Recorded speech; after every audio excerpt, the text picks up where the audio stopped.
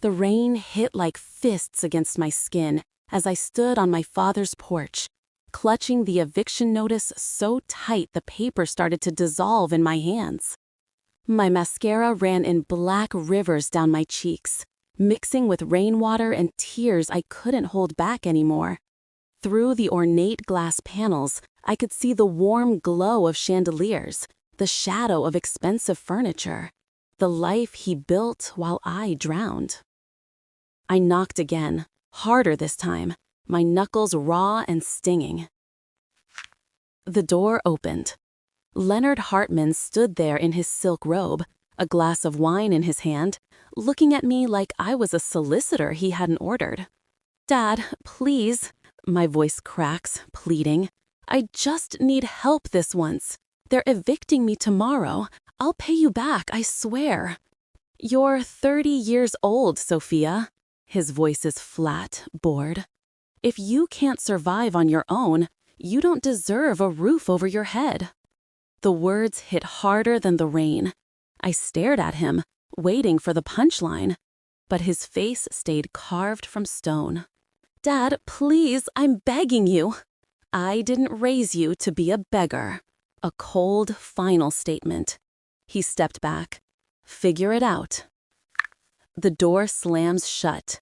The sound echoed through the empty street, through my chest, through every memory I had of being his daughter. I collapsed onto the wet steps, my body shaking. The eviction notice slipped from my hands, tumbled down the stairs, the ink bleeding away in puddles. Everything I owned fit into 2 suitcases in my car. By tomorrow, I wouldn't even have a place to park it. Headlights suddenly cut through the storm. A black sedan pulled into the driveway. A man stepped out, older, wearing a dark coat heavy with rain. He stopped in front of me. "Sophia Hartman?" he asked quietly. I nodded, unable to speak. He held out a weathered manila envelope. "Your mother wanted you to have this." My heart stopped. My mother had been dead for 12 years. "Who are you?" I whispered. "Someone who kept a promise." He pressed the envelope into my shaking hands. "Read it when you're ready. Everything you need to know is inside." Before I could respond, he was gone, disappearing into the storm like he was never there at all. I sat in my tiny apartment, water dripping from my hair. The eviction notice was taped to my door. But none of that mattered now. I tore the envelope open. Inside was a letter, and beneath it, an old brass key. My breath caught in my throat. I unfolded the letter with shaking hands. "My darling Sophia, if you're reading this, then your father has finally shown you who he truly is. The key in this envelope will unlock everything.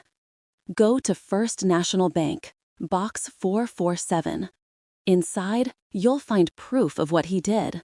Don't let him win, Sophia. You are stronger than his cruelty. I love you. I always will. Mom." Tears blurred the words. I looked at the brass key. The number 447 stared back at me. The next morning, I drove to First National Bank. Inside the safety deposit box, bank statements, a USB drive, a business card, Maxwell Green, attorney at law. I spread the statements across the table. Every single one showed massive transfers. Money moved from my mother's estate into my father's private accounts. Hundreds of thousands of dollars. The dates lined up perfectly. The year my father's business took off. The year he bought the mansion. He didn't build anything. He stole it. From my mother. From me. Inside was another letter. "Sophia, I tried to rewrite my will. Your father intercepted the paperwork, forged my signature. Maxwell Green was my attorney. He'll help you when the time is right." I sat there in that cold, silent vault, and something inside me cracked open. Not grief, not sadness, Rage. Pure, clarifying rage. I called Maxwell Green. He answered on the second ring.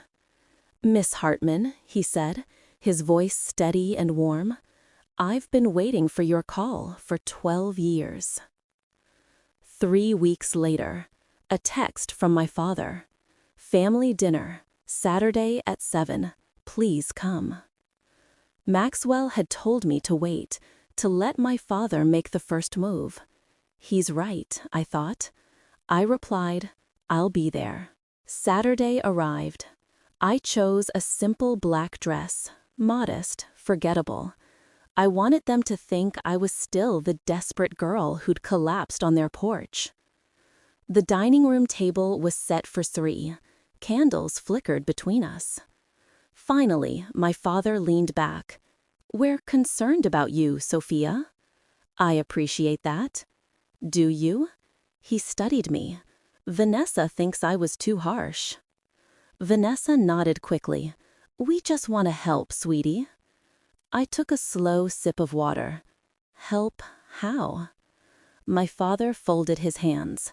"The truth is, we're going through a rough patch. The business has been challenging." Vanessa jumped in. "We thought maybe you could help us out. Just a short-term loan, 20,000. The candles flickered. The air felt suddenly thinner. I stared at him. "You want me to loan you money?" "It's not charity. It's a business arrangement. Like when I needed help with rent and you told me I didn't deserve a roof?" His jaw tightened. "That was different." "How?" "You needed to learn responsibility." "And now you're asking me for money?" Vanessa reached across the table. "Sophia, please, we're about to lose the house." I pulled my hand back gently. "The house." Slower, more deliberate pacing. "The bank is threatening foreclosure," my father admitted, his pride cracking. "We just need a bridge." I looked around the dining room, the chandelier, the art, the silverware. "You're telling me you're broke." "Not broke," he corrected sharply. "Illiquid." "Is there a difference?" His face reddened. "Don't be smart with me, Sophia." I sat back, my hands folded. Where did all the money go? My father's eyes narrowed. "Excuse me?" "You had money, lots of it. Where did it go?" "That's none of your concern." "It is if you're asking me to bail you out." He slammed his glass down. "I don't have to explain my finances to you." Silence. Cold, brittle silence. My father stood abruptly. "I don't have to sit here and be interrogated." I stood too, slower. "Then I guess we're done here." I turned toward the door. "Wait." His voice cracked. "Sophia, wait. I'm sorry for that night in the rain. You're right, I was cruel." I turned back. He looked smaller. "I'll show you the books," he continued, desperate. "Just please help us." I walked back slowly and sat. "Show me now." Vanessa brought a leather folder. I opened it. Bank statements, loan documents, everything confirmed what Maxwell and I had already uncovered. I closed the folder and looked up. "I'll help you," I said. Relief washed over his face. "But," I continued, my voice steady, "but there's something I need to show you first." I reached into my purse, pulled out a manila envelope, placed it on the table. "Open it." He opened it slowly. Inside, copies of the bank statements from my mother's box, the forged will, the transcript. His face drained of all color. His hands started to shake. "Where did you get this?" he whispered. "From Mom." He looked up at me, and for the first time in my life, I saw fear in his eyes. "She knew," I said softly. "She knew what you did, and she made sure I'd find out." The room went silent except for my father's ragged breathing. And then, the doorbell rang. My father's head snapped toward the sound. Who was that? Someone Mom trusted. I opened the door. Maxwell Green stood there, briefcase in hand. We walked back. Leonard Hartman, Maxwell said, calm and clinical. I was Eleanor Hartman's attorney. My father said nothing. Maxwell set his briefcase on the table, opened it with a sharp click. 12 years ago, Mrs. Hartman came to me with concerns. What I found was systematic theft, forgery, fraud. He laid out document after document, bank transfers, forged signatures, a forensic audit. She wanted to protect her daughter, Maxwell continued, so she gave me instructions. If Leonard Hartman ever turned Sophia away, I was to make sure Sophia received every piece of evidence. Vanessa sank into her chair, crying. Leonard, what did you do? My father whispered, This is a mistake. There's nothing to explain, I said quietly. You stole Mom's inheritance. You forged her will. You built your empire on money that was supposed to be mine. I provided for you. With her money, I interrupted, money you had no right to. Maxwell's associate handed me a tablet. On the screen, my mother in her hospital bed. I pressed play. My mother's voice filled the room. Leonard, if you're watching this, you took everything from me. Now you've taken everything from her, too. This is my last gift to our daughter, the truth. The video ended. Maxwell pulled out one more document. This is Eleanor's original will.